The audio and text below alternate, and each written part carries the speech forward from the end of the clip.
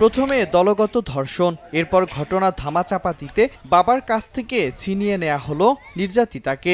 সরিষা খেতে মিলল তরুণীর মরদেহ, সন্তানকে হারিয়ে দিশেহারা স্বজনরা। নৃশংস এ ঘটনাটি নরসিংদীর মাধবদীর। স্বজনদের অভিযোগ, কয়েকদিন আগে স্থানীয় বখাটে নুরা নেতৃত্বে 5 থেকে 6 জনের একটি বখাটে দল কর্মস্থল থেকে বাড়ি ফেরার পথে মেয়েটিকে তুলে নিয়ে ধর্ষণ করে। বিষয়টি স্থানীয়ভাবে ওয়ার্ড মেম্বারের নেতৃত্বে মীমাংসাও করা হয়। তবে বিষয়টি এলাকায় জানাজানি হওয়ার আশঙ্কা করে অভিযুক্তরা।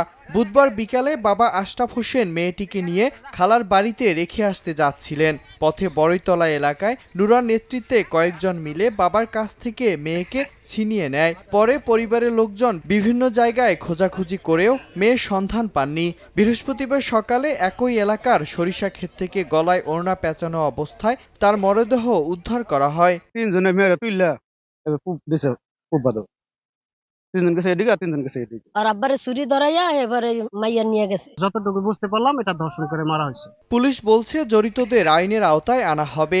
এই ঘটনায় আইনানুগ ব্যবস্থা নেওয়া হবে, নিয়মিত মামলা রুজু হবে এবং তদন্ত সাপেক্ষে পরবর্তীতে কি কারণে তাকে হত্যা হয়েছে। তরুণীর নাম আমেনা আক্তার। তিনি মাধবদীর একটি টেক্সটাইল মিলে শ্রমিকের কাজ করতেন। সময় সংবাদ, নরসিংদী।